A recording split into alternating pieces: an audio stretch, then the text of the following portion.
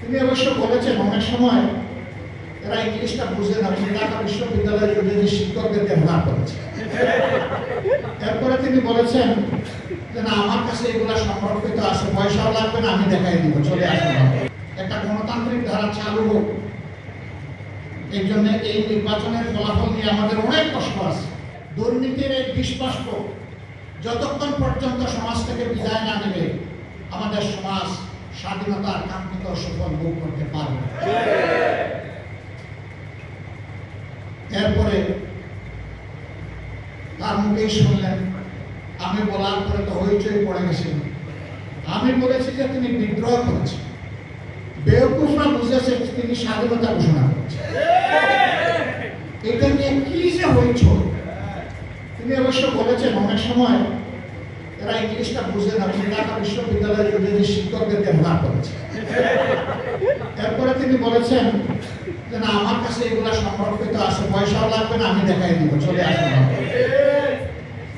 জানবে না, বুঝবে না, তার আগে চায়ের কাপে ঝড় তুলে। কেন তুলে জানেন? মৌলিক শোকে চাপা দেওয়ার জন্য। দেখেন না, সম্প্রতি একটা ঘটনা, আমাদের এই ঈদ উপলক্ষে আমরা একটা রিসেপশনের আয়োজন করেছিলাম। বিদেশি কূটনীতিবিদরা এবং আমাদের বন্ধুরা এখানে এসেছিলেন। ঈদের দিনটা মানুষের খোলা মনে সবার সাথে মিশে, আমি একটু মিশেছি। হায় রে আল্লাহ, এটা নিয়ে নবীজি এটা করেছেন রে ভাই, তিনি তার প্রিয়তম সাহাবীর সাথে এটা করেছেন। এটা তো আমার নবীর প্রিয় সুন্নাত। আমি তো আমার নবীর প্রত্যেকটা সুন্নতকে ভালোবাসি। এই কি বললো না বললে এগুলো পাত্তাই আমি না। তুমি বলতেই থাকো, আমি করতেই থাকি।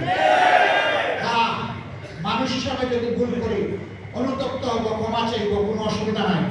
কিন্তু আমার সত্য কাজটাকে ভুল হিসাবে চালিয়ে দিবা আর মনে করবা নিজেই শুধু জ্ঞানী, আর সবাই চোখ বন্ধ করে অথবা উট পাখির মতো ঠোঁট বালিতে ঢুকে বসে আছে, এটা মনে করবা।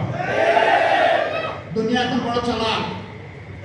তুমি যে রাস্তা দিয়ে হাঁটো, ওই রাস্তা অবজার্ভ করার জন্য তোমার রাস্তায় শত সার্চ লাইট বসে আছে।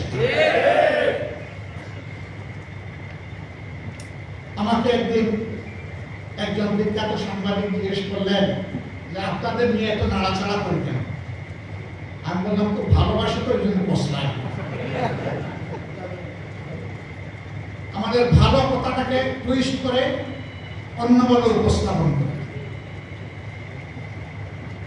একটা কথা এক লাইনে সব বলা যায় না, হয়তো 3টা লাইন বললাম, ওর পছন্দ হয়েছে আমাকে ঘায়ল করার জন্য একটা লাইন পোস্টিং দেবো, ওটাকে ফটোকার্ড বানিয়ে ছেড়ে দেবো, বাকি 2 লাইনের পর নেই।